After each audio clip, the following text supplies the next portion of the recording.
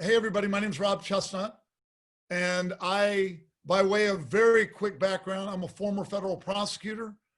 I spent 10 years at eBay, running their trust and safety department and doing a bunch of different legal things. I was the general counsel at Chegg and general counsel at Airbnb. And I have a book on how to drive integrity into the culture of companies. And that's kind of what we're going to talk about today. And we're going to kick off the session with a poll question. And the poll question, Dan is throwing it up on the, we're throwing it up on the screen now. And the poll question is, I want to get a sense of the group, get a sense of the audience a little bit.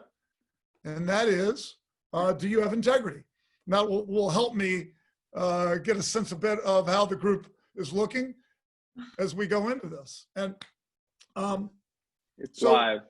I think what I'll do while you all are answering the poll question, I'll tell you a very quick story about something that happened. It's about 2,400 years ago, back in ancient Greece. And back in ancient Greece, there was a guy by the name of Diogenes, and he was known as Diogenes the Senate.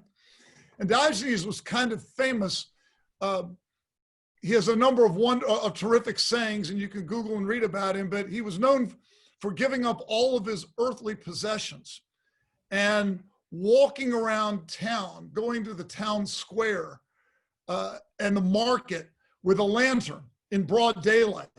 And he would take this lantern and he would walk up to people and he'd go right up into their face with this lantern. And when people ask him like what he was doing, he would say that he was looking for a person of integrity, a person of honor. Now, true to Diogenes' nickname, being Diogenes the Senate, Diogenes claimed to have no luck whatsoever in his search for a person of integrity. In fact, he claimed to only find rascals and scoundrels wherever he went. And I think there's a bit of a parallel. I think Diogenes might feel very comfortable in today's society because it feels like whenever we watch the news that we are similarly surrounded by rascals and scoundrels. The news is filled with stories of bad behavior and people engaging in sexual misconduct, fraud, conflict of interest, and the like. In fact, I've got a slide where this is a great opportunity for me to, while you all are finishing up the integrity poll, would love just to get everybody interactive in doing that. I'll try sharing the screen and let's see how that's working out. Everybody can see the poll question. I got it. I just closed the poll so you can see the results now. Fantastic. All right, we're going to get to the poll question, the poll results in just a moment. Not surprising for a group that Gib and Dan put together. But let's look at take a quick look at what the world looks like right now.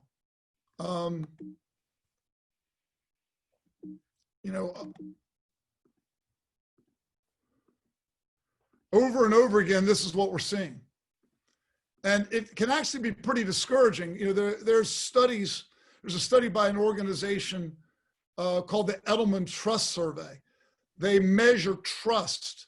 They look at tens of thousands of people every year throughout the world. And stories like this have eroded trust to the point where the trust survey demonstrates that trust is at an all-time low all across the world. Trust in government, trust in media, trust in companies. I'm sad to say that one of my former companies is up on this wall of shame.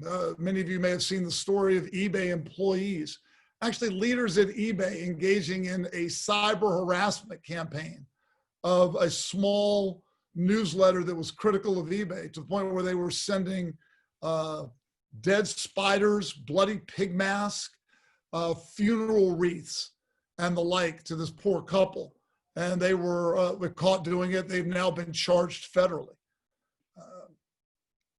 And even I noticed the other day, the top law enforcement official in each state is known as the state attorney general. And there are 50 of them for each of the states. In just the last 6 months, 3 different state attorney generals are all embroiled in major integrity scandals for either sexual harassment, or one where a state attorney general is involved in a hit and run. He claimed that he hit a deer, and in fact, he hit someone and killed them. These stories, I think, lead people to wonder,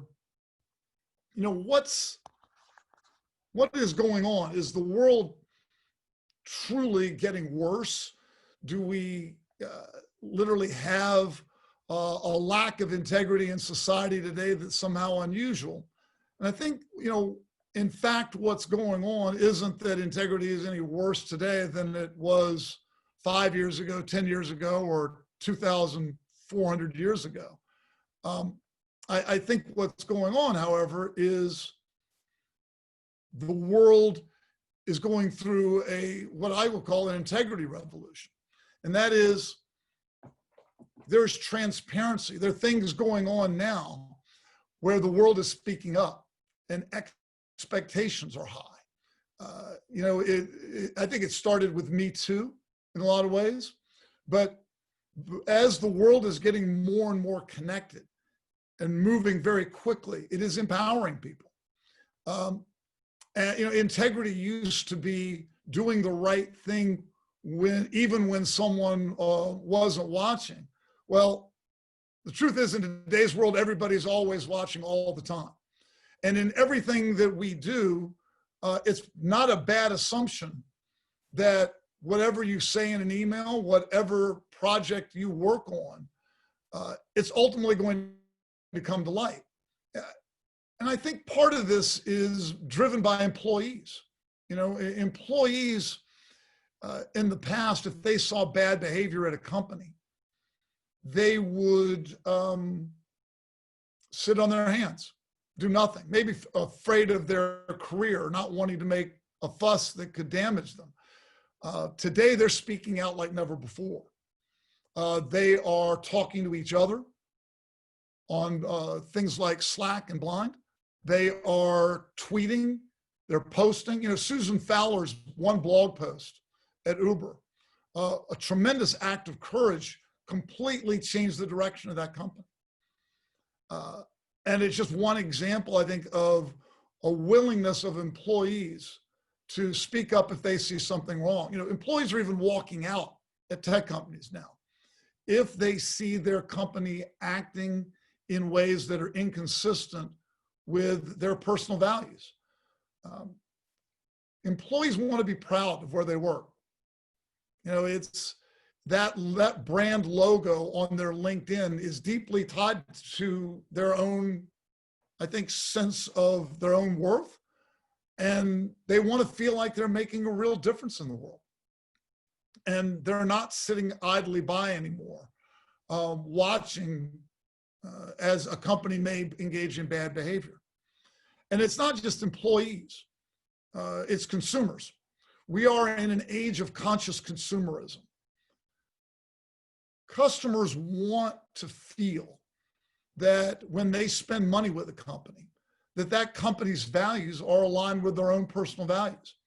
And studies that track consumer behavior show a sharp increase just in the last several years of consumers moving their money based upon their perception of how ethical a company is.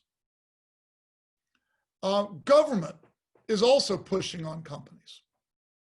I think government sees that because trust is so low among companies, we are in a techlash, right? But more than just tech. Government sees that there's political capital in going after companies and pointing out bad behavior. So we're in this world right now where there are a lot of forces pushing on companies to do the right thing, right? The world has big problems. And I think that many people are losing confidence in government's ability to solve big problems. And they want companies to solve them. And I think in part they want companies to solve them because they see that companies are not necessarily torn apart by partisan politics the way the governments are. And I think people also want companies to solve these problems because we all work for companies and we all want to feel like we can make a contribution and make a difference in the world today, right? And that's why people are speaking up. And that's why there's been a fundamental shift in the purpose of companies. And this is extremely important for folks in the product world and anybody in the business world. Up until just a few years ago, what everyone learned in business school was the purpose of a company is to make money. It's to drive what was called shareholder value. Capitalism was about driving shareholder value. Now, what did that mean? Driving shareholder value was about driving up the stock price. And often driving up the stock price in the short run. The world's impatient. Now, what that did was that created a world where companies cut a lot of ethical corners. You know, in this dash to increase shareholder value, that almost justified a lot of things that ethically people wouldn't be proud of, right? If it increased shareholder value, maybe we dump some carbon into the air and don't worry about it. Or we do business with a company on the other side of the world that is engaging in practices and really being abusive to its workers, but they're cheaper, so we can do it. Just in the last 2 years, we've seen a sea change.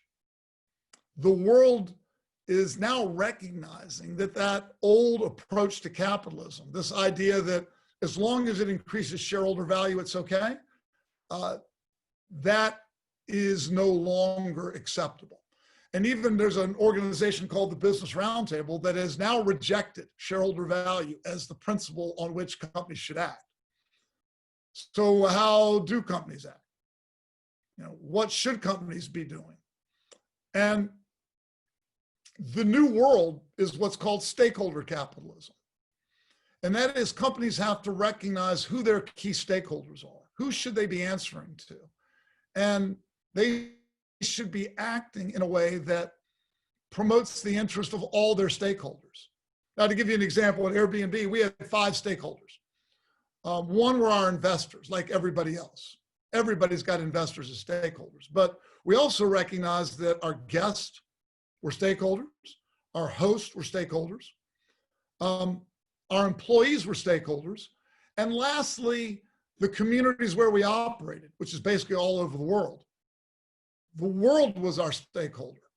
And therefore, when we made any significant business decision or any major product decision, we had to look at it through the lens of how will this product decision, how will this business decision impact each of the stakeholders? Is it positive or negative? And how? And over time, we actually measured not just our financial results, but we measured what are our stakeholders up to? How are our stakeholders doing? What's the health of our stakeholders? And even if we are successful financially, if our stakeholders aren't successful, then we're failing as a company. And that's the new world that we are now working toward, a world where companies are expected to do more than just show profit, and maybe even do more than just satisfy their customer, but actually do good in the world. Now, what does that mean practically? We're going to explore it. I've got several examples that we can walk through. But there's one thing I want to talk about first, and that is the science of integrity. Writing my book, I went to Duke University and met with a guy by the name of Dan Ariely. Some of you may have heard of him. He has done a number of TED Talks, written books, got a movie called Dishonesty. He studies dishonesty in people. And he studies this idea of how in the world can we be sitting in this situation where trust is at an all-time low, right? Trust is at an all-time low everywhere, but look at the results of our integrity poll. 96% of people say I've got integrity. One person was funny. So how is it that we all think we have integrity, but we live in a world where we feel like we're surrounded by rascals and scoundrels? And Dan helps explain this. I used to think that there were good people and bad people in the world. And when I was a prosecutor, my job was to go out and prosecute the bad people. And when I was at a company, my job was to interview, try to weed out the bad people. And if they committed bad acts, we would get them out of the company. The truth is a lot grayer than that, though. He does something with a math problem, which is pretty interesting to illustrate what's going on.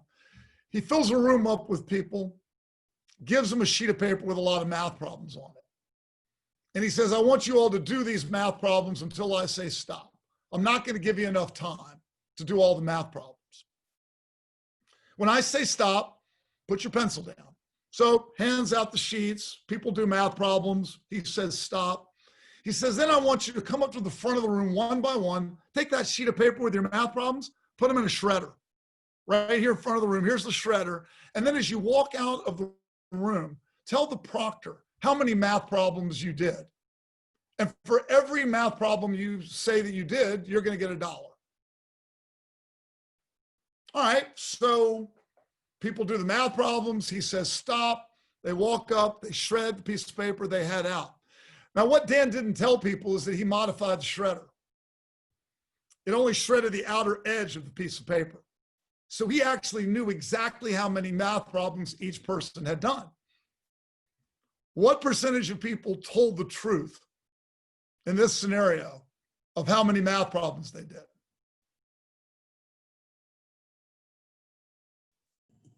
30% told the truth. And this was replicated, has been replicated in tens of thousands of subjects. Are men more honest than women or dishonest? They're the same. It doesn't matter. Gender doesn't matter. Nationality doesn't matter. Race doesn't matter. 70% consistently lie in this situation. Now, most of them don't lie by a whole lot. Most people fudge a couple of problems. Now, what he's learned is that people will fudge naturally in their own self-interest when they're confronted with a situation. They'll fudge in their self-interest, but only a little bit for most people, as long as they can still feel good about themselves, as long as they can rationalize their behavior. He does another experiment with a Coke machine. Anybody remember the old vending machines where you put money into the vending machine and got a soda? He puts out some bait soda machines, all right? And he sets it up. He puts a big sticker on the front of it and says, if this machine malfunctions, please call this phone number, all right? Then he sets the machine up so that when you put your money in, the money came right back out. You could press the button and still get a soda for free. How many people called the phone number? 0, exactly right. Nobody called the phone number. The average person took 3 or 4 sodas. Why? Because most people felt like they've been ripped off by these machines so many times in their life that they felt justified and could rationalize. Or they'd think, oh, Coca-Cola makes a lot of money anyway. What the heck? I'll do it. So critical for us. And by the way, he does the same thing with that math problem. He does the same experiment with the math problem, but he makes one fundamental change to it. Brings another group in, everything's the same except one thing. He says, before you start doing math problems, write down as many of the 10 commandments as you can remember at the top of the page, and then do everything else the same. He learns 2 things. Number 1, nobody can remember even half of the 10 commandments. But number 2, guess what happens to cheating when he does this? cheating virtually disappears. That's right. When you remind people of their better selves and you create an environment, even as something as simple as that around integrity, people's behavior actually changes and shifts. Now, Dan's experiments show that the better you're able to rationalize your behavior, the more likely it is that you're going to fudge. And he's also learned that cultures that are highly creative are more likely to have integrity problems. Why? Well, the more creative the people, the more easily they are able to rationalize what they're doing. That's why you often hear so many scandals in the area of marketing in the Food and Drug Administration. People are really good at marketing, right? They're great at marketing and they're so creative, they're able to rationalize being able to say just about anything. We all see the world through our own eyes. We all see the world through our own experiences and through our own biased lenses. And that affects all of our decisions. It affects the way that we look at integrity. Another group that's highly susceptible, by the way, to integrity violations are people who are very successful. So those of you who are leaders, who have risen to the top of your field in this call, guess what? You're more susceptible to integrity violations than the average person under something called the Bathsheba Principle. The Bathsheba Principle, for those of you who are familiar with the Bible, involves King David. And what the Bathsheba Principle says is that people who are very successful, as they become more and more successful, they become increasingly convinced that they are able to control or manipulate any situation. They can manage themselves out of anything. And they actually come up with a sense of entitlement that the average person doesn't have. And that's why you see so many CEOs who end up in sexual harassment scandals. Things that you and I would look at and say, how in the world could an intelligent person get themselves in that situation? Well, in reality, the success someone enjoys carries with it the seeds of their potential downfall. So if you want to understand integrity and you want to protect yourself against integrity, you have to recognize that the world is increasingly looking at you. They're looking at the company that you operate in, and they want to see better. They want to see leaders act better. They want to see companies act better. You also have to recognize that you are deeply influenced by your environment. If you are in an environment at work that never talks about integrity, silence and ambiguity are the enemies of integrity. Remember that. Silence and ambiguity are the enemies of integrity, because in those sort of environments, you are free to rationalize your own behavior and think for yourselves about what you think is right. Where there are cultures that talk about integrity, talking about things, doing the right thing, particularly where leaders are talking about doing the right thing, that's the kind of culture where you are far less likely to see problems around integrity. Now, this idea of environment is critical to understand, because if you want to improve behavior at a company, then you need to create an environment where people talk about integrity, where leaders actually value it, reward it. The problem is integrity is a very uncomfortable subject. Leaders are often reluctant to talk about it, simply because I think they're afraid of, I don't want to get involved in the morality, right? I don't want to get someone else's business. So you don't talk about it. Integrity becomes a poster on the wall that has a pretty lake or a sunset. Or it becomes a code of ethics that gets emailed out. Everybody check the box and say you've read it, but nobody ever actually talks about it. So as leaders, if you want an environment of integrity, you have to create an environment where people understand that it's important and valued. And leaders are the ones that play the critical role here. Leaders are the thermostat. Okay, there's a difference between a thermostat and a thermometer. A thermometer takes the temperature in a room. A thermostat sets it. So as a leader, you are setting the thermostat and creating the environment in which everyone on your team, and for CEOs, everyone at your company operates in. You set the thermostat more toward integrity when you talk about stakeholders, doing things that are good for all of your stakeholders. You talk about the importance of telling the truth, following the law, doing the right thing, treating others well. You set the thermostat in the other direction when you talk about hitting a number, particularly hitting a financial number. And that's all that matters. Hit this number no matter what. I don't care how you do it. Just come back to me and tell me that we've done this. Okay? That sets a very different message. That sends a message that if you've got to cut a corner ethically, do it, but it's the money that matters. There's a story Billy Graham tells.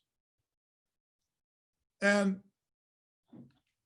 Billy Graham, many of you may have heard of Billy Graham, famous preacher. I'm going to share my screen again on this briefly.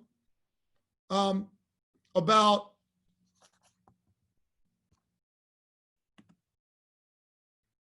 a Cherokee chief and his son. And the Cherokee chief looks at his son and says, son, there are two wolves that are fighting inside of me. In fact, there are two wolves fighting inside of all of us. There's a good wolf, and the good wolf has empathy to others, is honest, focuses on following the laws, doing the right thing. And then there's a bad wolf. And the bad wolf is selfish, vain, big ego, and sees the world as a zero-sum game. In other words, always taking for themselves. And the son looks at the father and says, Father, who will win in this fight between the two wolves? And the chief answered, the wolf that you feed. It's the wolf that you feed. So the question, I think, for leaders in companies is, how do you feed the good wolf, right? How do you feed the good wolf that's inside of everyone? Because we are, as we understand now, we're all susceptible, right? We all think we have integrity, as the poll indicated. But if we simply look at the world as I've got integrity and no one else does, I think we are very susceptible to problems and decisions we make in our own lives. So how do we feed the good wolf, and what are some examples of how we can feed the good wolf? So I'm going to talk about that for the rest of the time. And I've got a few examples up, and we've got a little bit of time, but I'm open if you all want to throw something in the chat, if there are particular issues that you're interested in. One is integrity in your general business model. And I can talk a little bit about how Airbnb looked at discrimination and product issues it had there. We could talk about climate change, or how eBay looked at illegal or counterfeit items. We could talk about sexual harassment in the workplace, which has been a poison for decades. And so many, I think, brands and leaders have been brought down, and so many victims have had their lives wrecked by this. And how can you actually address this in a meaningful way, as opposed to the way I think it's been traditionally looked at? Or we can look at this notion of speaking truth to power. How do you create a culture of transparency inside of the company? And some of the things that we did at Airbnb along those lines. So with that in mind, I'll come back to the group. I'm open in chat. I'm going to take a look in chat and see if there are some particular issues. I prompted people to type in which ones they... Yeah, if there's something you're particularly interested in, I'm going to take a look at the list. And I see number one a couple of times, so I'm going to start with that one, but please keep filling in things that you're interested in. I'm talking a little bit about discrimination at Airbnb, because this is a good one from a product perspective as well.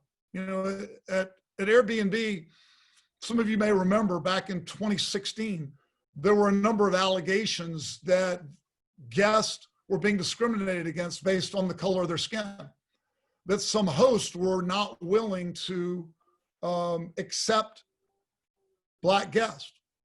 And it became a social media issue. It grew. There was a hashtag Airbnb while Black.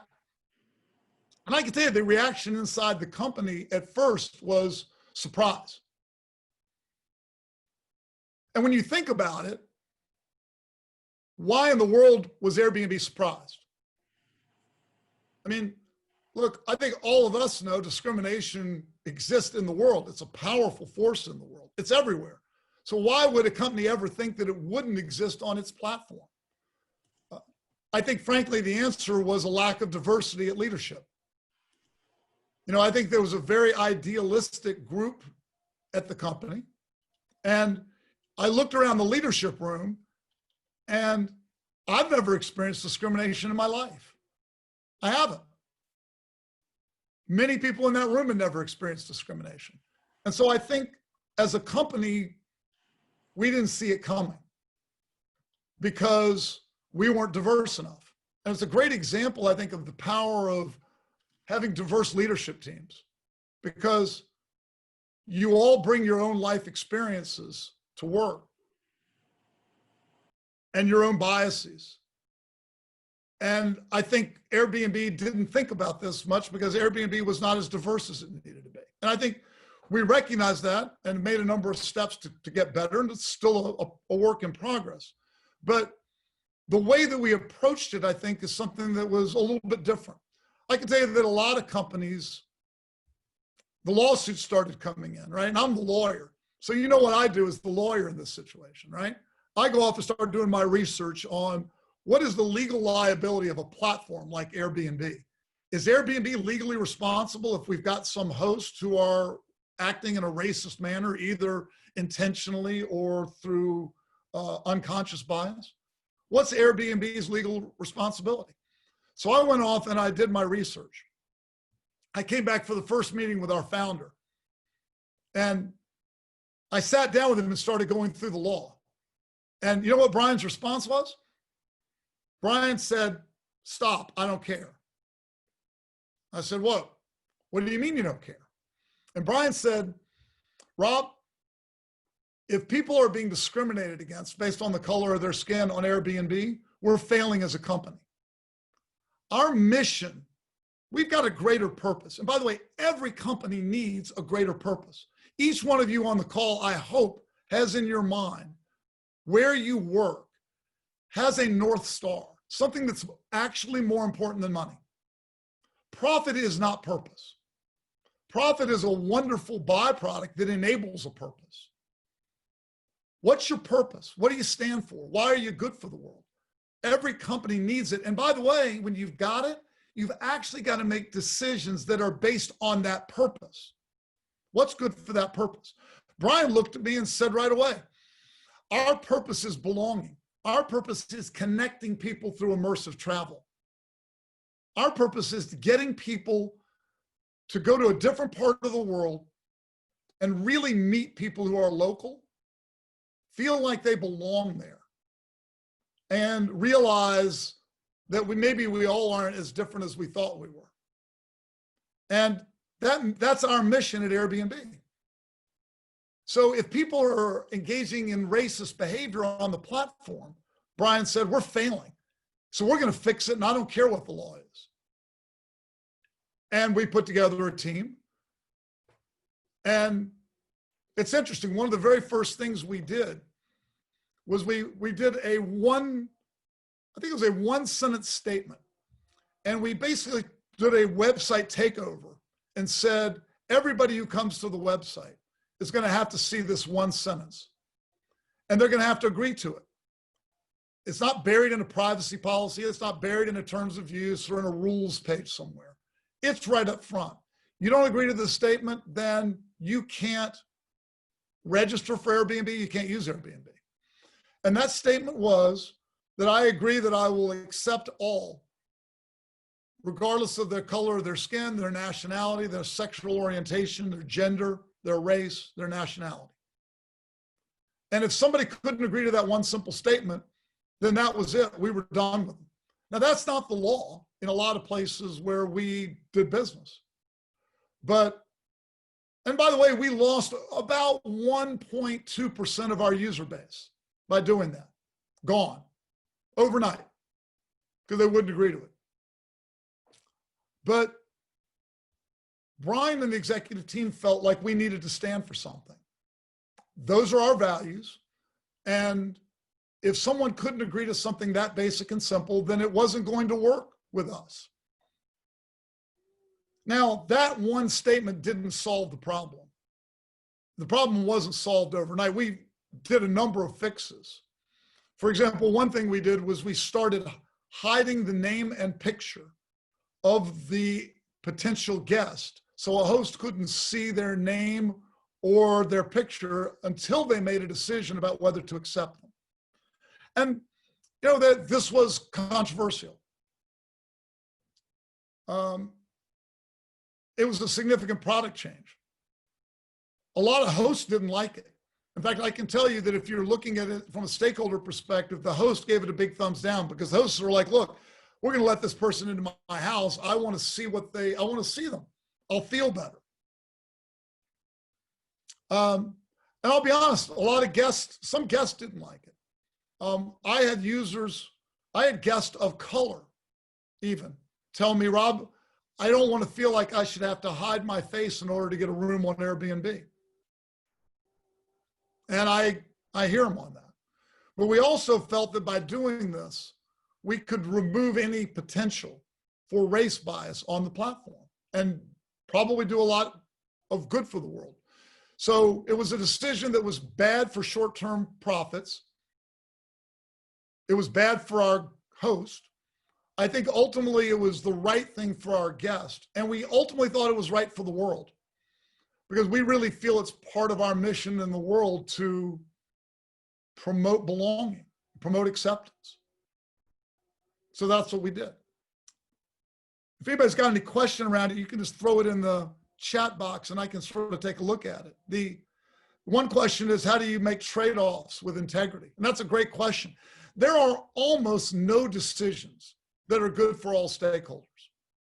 I mean, if there's a decision you can make that's good for every stakeholder, that's the easiest thing you'll ever do. Do it. The problem is most decisions involve trade-offs. And here's my advice on this. And it starts with a fundamental mantra. You do what you measure. You do what you measure. What do companies measure? Well, one thing they measure is they measured financial numbers really well, right? Everybody knows the numbers around the profit, the expense, the revenue, website traffic, and the like. And so that's what you focus on. So what we started doing at Airbnb was we created metrics that measured the health of each stakeholder. How are our hosts really doing? Are our guests happy with the stay? I'll give you another example along those same lines. When I first came to the company, we didn't operate this way. We had a number, what I call a number on the wall. Well, what did we measure? We measured how many nights were we going to do in the year. And we had a goal to hit 200 million nights for the year. That was the number on the wall. So guess what? Everybody did everything to hit that 200 million nights. Sounds okay, right? Except when you start digging into it. We started noticing that we had some bad hosts.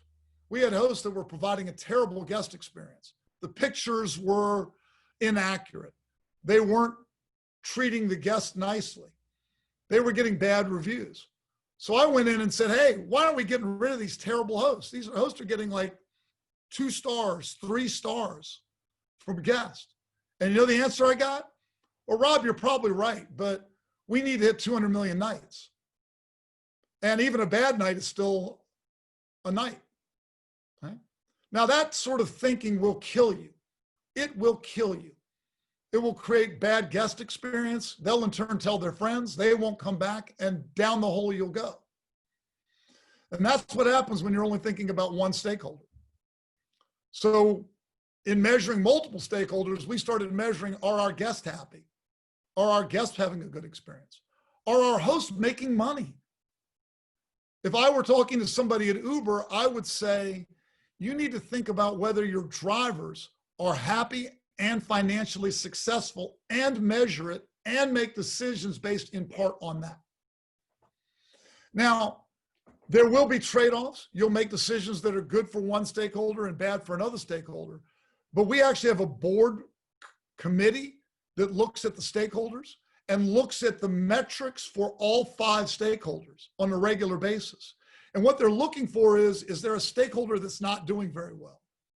And if there's a stakeholder that's suffering, that means we need to make adjustments. Because if you consistently over time make decisions that hurt 1 or 2 stakeholders, then you're failing as a company. Which is, by the way, a very different way of thinking about capitalism and companies. Because before, remember, there was only one stakeholder that mattered, and that was the financial one.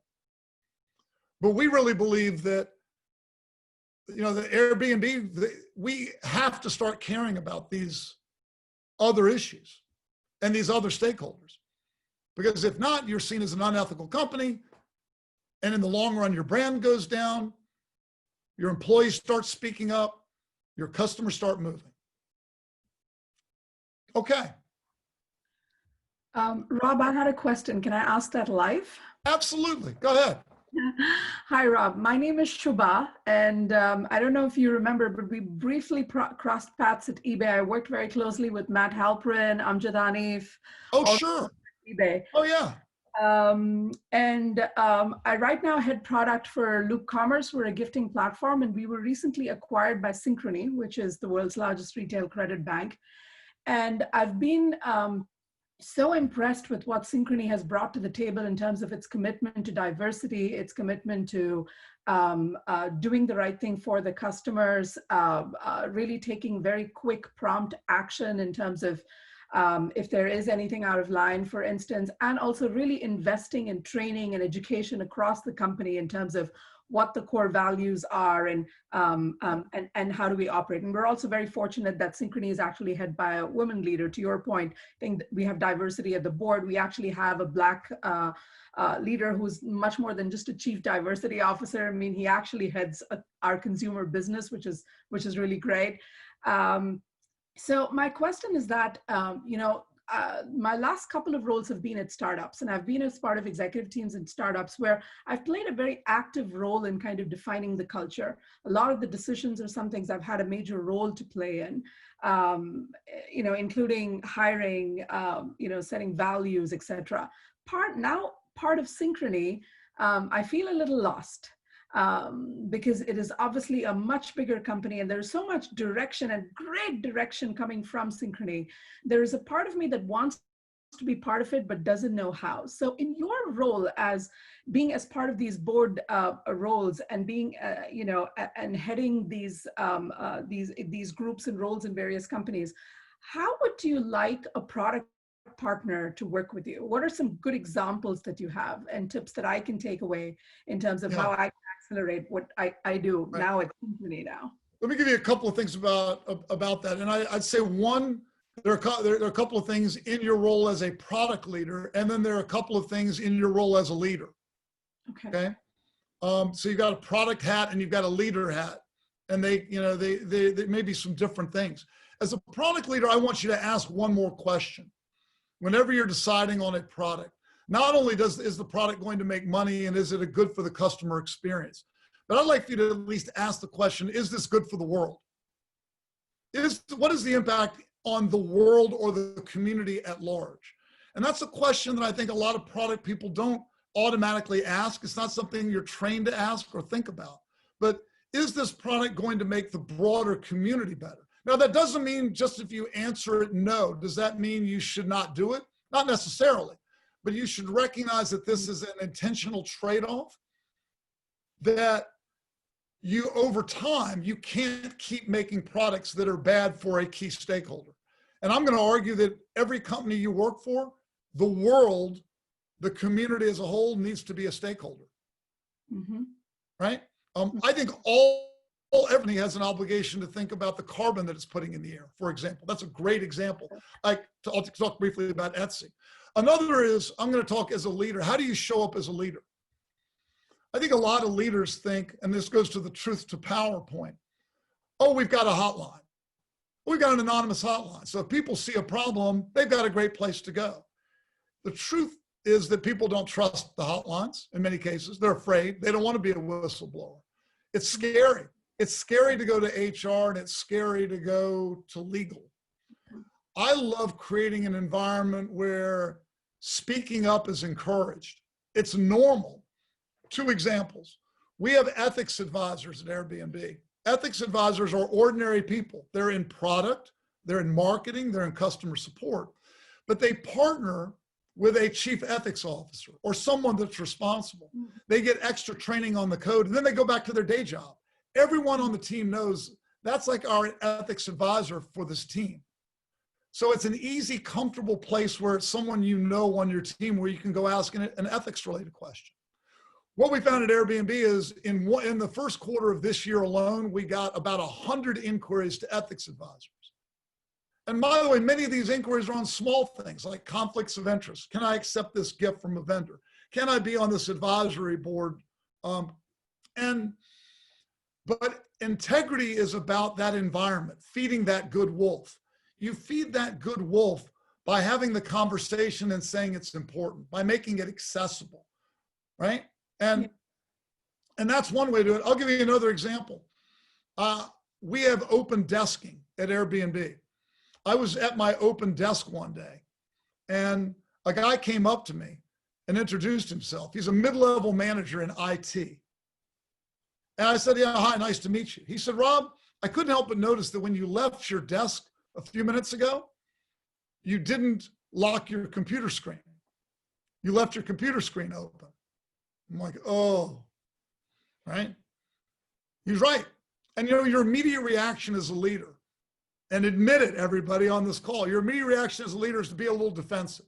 Oh, come on. I was literally in the restroom. I was back in under 5 minutes. We're in a building where it's badging. Come on. But in that moment, I realized that even I had screwed up. He was right. And this was an opportunity. So I thanked him. I told him he was absolutely right. I told him that I had an obligation as the general counsel to do better than that. And then more than that, he showed me a way that I could use one button on my laptop and lock it more easily. Next time we had a large assembly at Airbnb, I stood up and I told the story. And I gave the guy an award. We had these little water bottle awards. We called them Integrity Yetis, right? $30 Yeti water bottle. And I told the story of how I screwed up and how much courage it took for a mid-level manager to come up and call an executive team member out on a security violation. And I told everybody I was proud to work at a company where people felt comfortable to speak truth to power. And everybody gave this guy a huge round of applause. 2 years later, he wrote me an email saying that was his proudest moment in 6 years at Airbnb. But all you got to do as a leader is show a little vulnerability and recognize and reward it when somebody's got the willingness just to speak up on a little thing, because it's the little things that actually matter when it comes to integrity. Sure. Thank you so much for those notes. I think that was really helpful. Actually, on the topic of the do better for the world, there is a talk that Shripriya has, which is called Product Stewardship, which has also been really inspiring for me. So thank you so much for that advice. Sure. I'm going to finish with the Etsy story. I got 1 minute. Etsy, many of you know the marketplace, right? They don't contribute much to global warming. They're just a platform. But they realize that a lot of sellers on their platform ship goods. So Etsy raised their hand and said, you know what? We're going to own this. And they went off and they partnered with a company called 3 Degrees, which was a B Corp. And they figured out a way to efficiently offset the carbon for all the shipping on their entire platform by participating in building a wind farm and a solar farm. And there was actually a team effort with several other companies. The total cost to Etsy in doing this, 1 cent per transaction.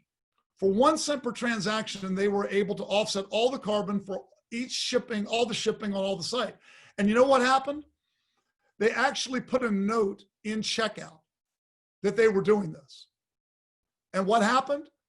their business went up. Checkout completion went up by far more than the 1 cent it cost them. And that's the last thing I'll leave you with. There are a number of studies. The data is very clear on this. Companies that act with integrity outperform the market, and they outperform their competitors. If you are perceived to be a company that operates with integrity, it's actually good for your business. There's value in values. So we got a chance to talk about at least 3 of the 5. If there's ever anything I can do for you all, reach out to me on LinkedIn. I do a daily post on LinkedIn about integrity. I'm happy to connect with any of you. And if you've got any questions, send me a note and I'll be happy to answer it. I'm passionate about this stuff. I think I've got one last slide that I need to show you all. You all know what to do around this. And that is the Q code.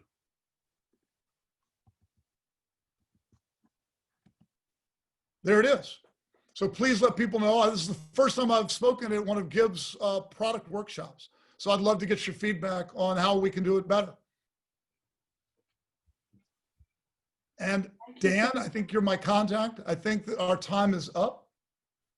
Yeah, well, we have a couple minutes for questions if people want. If people got to go. We're into the 10-minute break. Yeah, we're gonna just real quick so everybody's clear. We're going to resume the main session at 11:30. You want to go back to the main Zoom by 11:30. But if you want to stick around and ask questions of Rob or listen, by all means, feel free. I am here and happy to do it. Thank you, Rob. Yeah, Rob, thanks, everybody. Thank you so much. I really appreciate it. Enjoy the rest of the summit. Yeah, and feel free to hang around, everybody, and then we'll end it when we need to. It's all good. And I'll chat this link to the feedback, in the chat as well. Right. So you got it in the chat. You got it on the screen.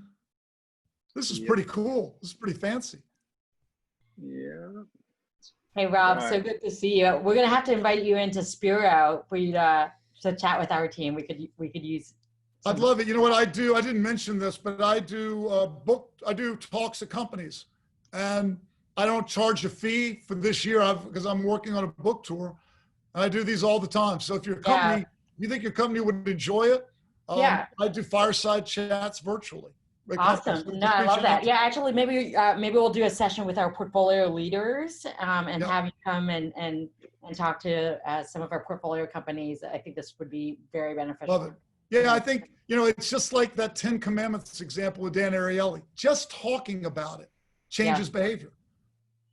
Just adding that to the environment and letting people know it matters can really make a big difference. So I'm a big believer in the conversation. I got to get a signed copy of your book, though.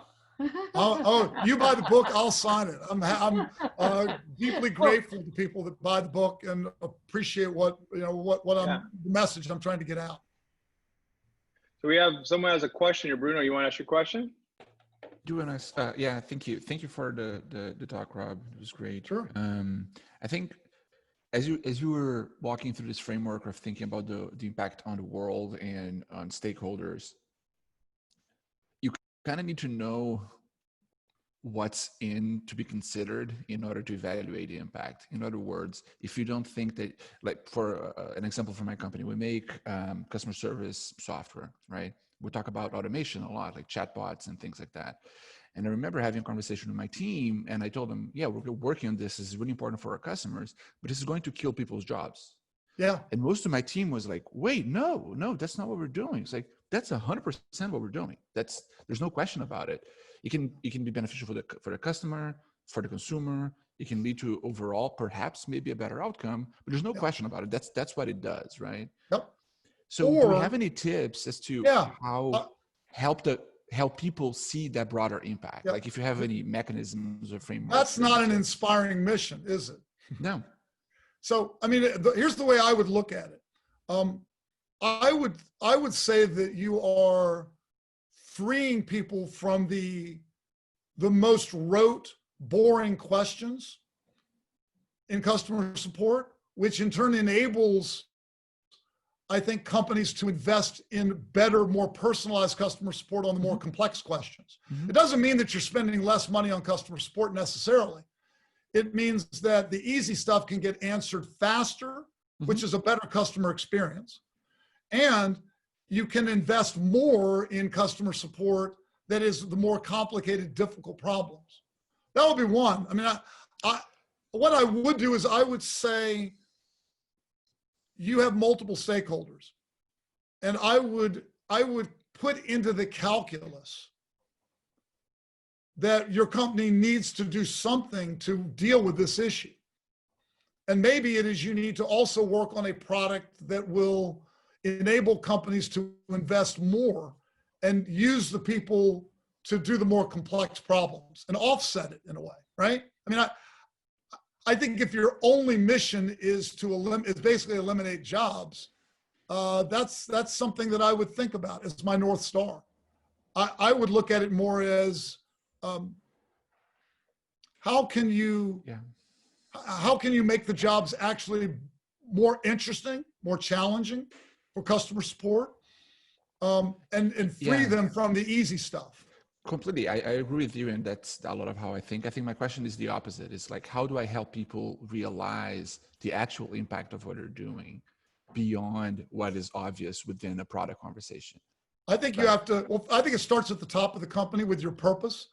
I think you've got to articulate a purpose that's inspiring and that deals with that issue head on. And then once your CEO leader is talking about it, it flows down. You talk about stakeholders and you specifically say, one of our stakeholders is doing better in the world. And so we're not going to be satisfied with a product that only eliminates jobs. Our product actually does a lot of good for the world because it gives you faster customer support, better customer experience. But what we're also going to do is we're going to work on not just eliminating jobs, but making the jobs more meaningful and helping support professionals do their job better. All right, Rob, thank you very much.